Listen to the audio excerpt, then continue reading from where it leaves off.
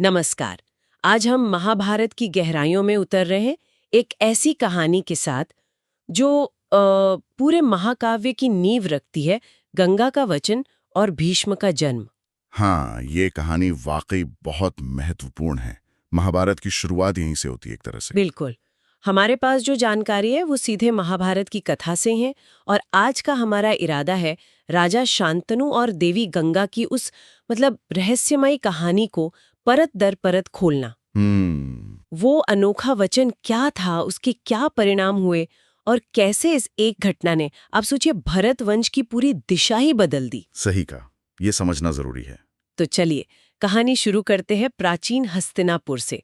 एक बहुत समृद्ध राज्य था और राजा थे शांतनु। हाँ, शांतनु। अपने न्यायप्रिय स्वभाव के लिए और प्रजा के लिए उनके मन में जो स्नेह था उसके लिए वो जाने जाते थे। तो एक दिन वो ऐसे ही गंगा नदी के तट पर टहल रहे थे और वहीं उनकी नजर एक स्त्री पर पड़ी। ऐसी स्त्री जिसका सौंदर्य अलौकिक था।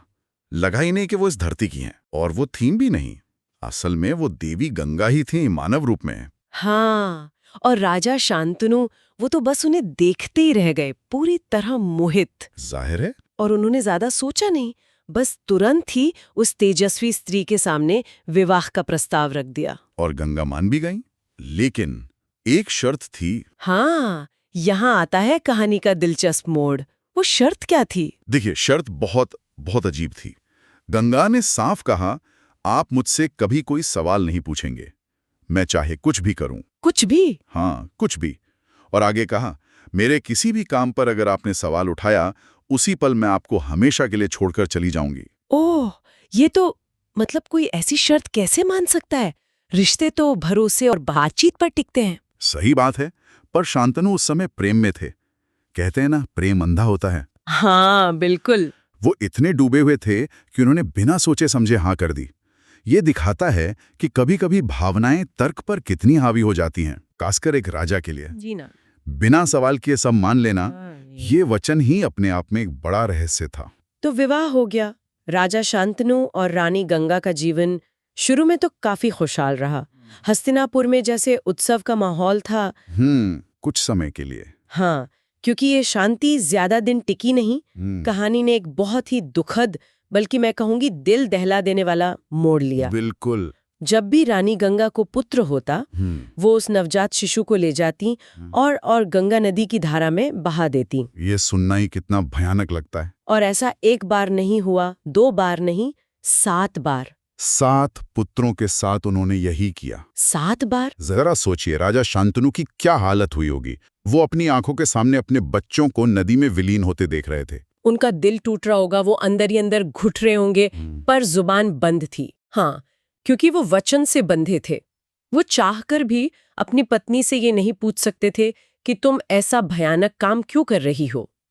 7 बेटों की मौत का दर्द उन्होंने चुपचाप सहा। यहाँ हमें उस युग के वचन के महत्व को समझना होगा। आजकल शायद हमें ये अजीब लगे, लेकिन प्राचीन कथाओं में वचन या प्रतिज्ञा वो धर्म का हिस्सा था। उसका पालन प्राणों से भी बढ़कर माना जाता था। शांतनु एक भयानक धर्म संकट में थे।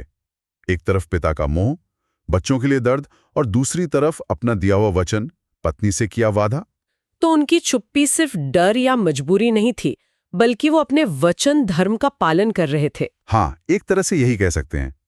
पर सोचिए, एक पिता के लिए ये पीड़ा कितनी असहनीय रही होगी। 7 बार एक ही सदमे से गुजरना। बिल्कुल। तो 7 बार ये सब देखने के बाद जब 8वीं संतान हुई, 8वां पुत्र हुआ, तब राजा शांतनु का सब्र जवाब दे गया। आखिरकार। हाँ, पिता की ममता और वो इकट्ठा हुआ दुख, उसने उनके वचन के बंधन को तोड़ दिया। इस बार वो खुद को रोक नहीं पाए। उन्होंने गंगा को रोका। हाँ, उन्होंने गंगा का हाथ पकड़ा, उन्हें रोका और आखिरकार वो सवाल पूछ ही लिया जो वो 7 बार अपने अंदर दबा चुके थे। देवी, तुम माँ होकर अपने ही बच्चों के साथ ऐसा क्रूर व्यवहार क्यों कर रही हो? क्यों? आखिर इसका कारण क्या है? और जैसे ही ये सवाल पूछा गया, वहीं सब कुछ बदल गया। शांतनु के इसी सवाल ने कहानी की धारा को पूरी तरह मोड़ दिया। बिल्कुल, क्योंकि सवाल पूछते ही वचन टूट गया। हाँ, और वचन टूटते ही गंगा रुक गई और तब उन्होंने उस रहस्य पर से पर्दा उठाया जिसने शांतनु को इतने समय से परेशान कर रखा था। क्या रहस्य था वो? गंगा ने बताया कि ये बालक, ये जो पुत्र हो रहे थे, ये साधारण मनुष्य नहीं थे, ये 8 वसु हैं। 8 वसु मतलब देवता। हाँ, अष्ट वसु। देवलोक में इन्हें देवता या गण माना जाता है। इन्हें एक ऋषि ने श्राप दिया था, जिसके कारण इन्हें पृथ्वी पर मनुष्य योनि में जन्म लेना पड़ा। ओह अच्छा, तो ये बात थी। और इसमें जो सबसे दिलचस्प बात है वो ये कि गंगा का उन बच्चों को नदी में विसर्जित करना वो उनकी हत्या नहीं कर रही थीं। हत्या नहीं तो फिर क्या था वो? वो तो उन वसुओं को उनके श्राप से मुक्ति दिला रही थीं, उन्हें वापस उनके दिव्य स्वरूप में उनके लोक में भेज रही थीं। ये उनका कर्तव्य था। मतलब ये उनकी नियति थी, श्राप से मुक्ति का जरिया। हाँ, उन वसुओं को यही श्राप मिला था कि मनुष्य जन्म के तुरंत बाद उन्हें मुक्ति मिल जाएगी, सिवाय एक के। 8वें वसु को पृथ्वी पर लंबा जीवन जीना था।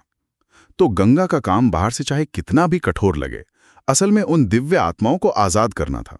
लेकिन शांतनु तो सवाल पूछ चुके थे, वचन टूट चुका था। बिल्कुल, और जैसा गंगा ने पहले ही कहा था, वचन भंग होते ही उनके जाने का समय आ गया। तो वो शांतनु को छोड़कर चली गई? हाँ, वो जाने लगी और जाते जाते वो अपने इस 8वें पुत्र को भी अपने साथ ले गई। 8वें पुत्र को? क्यों? क्योंकि इसी 8वें वसु को श्राप के अनुसार पृथ्वी पर लंबा जीवन जीना था, और गंगा उसे अपने साथ ले गई ताकि वो उसे सही शिक्षा दीक्षा दे सकें, उसे तैयार कर सकें। और यही 8वां पुत्र? हाँ, यही 8वां पुत्र बड़ा होकर कहलाया देवव्रत। देवव्रत।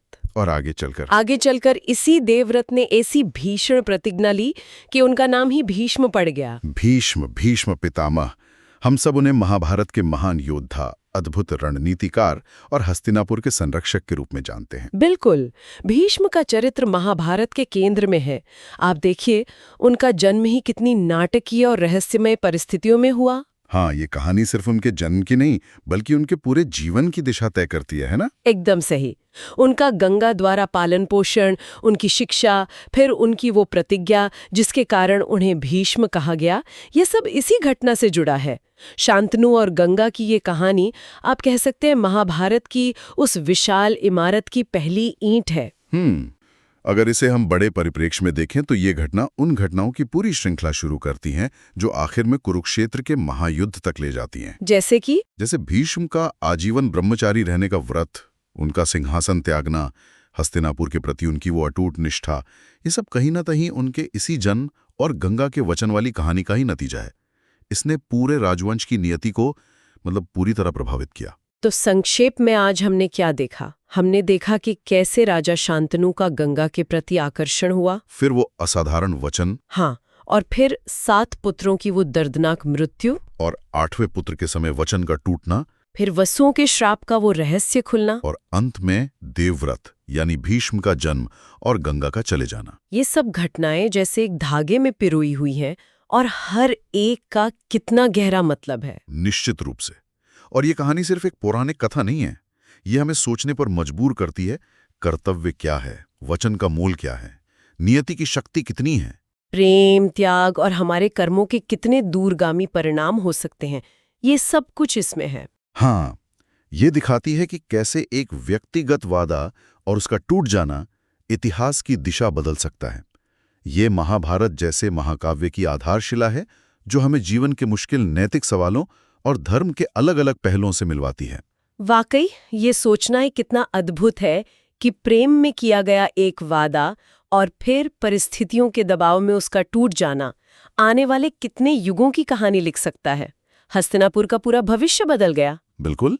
और यहाँ एक सवाल उठता है जिसे श्रोता अपने साथ ले जा सकते हैं, जिस पर वो सोच सकते हैं। क्या सवाल है वो? जरा सोचिए, अगर राजा शांतनु अपना धैर्य ना खोते, अगर वो गंगा से वो प्रश्न कभी नहीं पूछते, तो क्या होता? क्या 8 वसु श्राप से मुक्त हो पाते? क्या देवव्रत का पालन पोषण उनकी शिक्षा वैसी ही होती?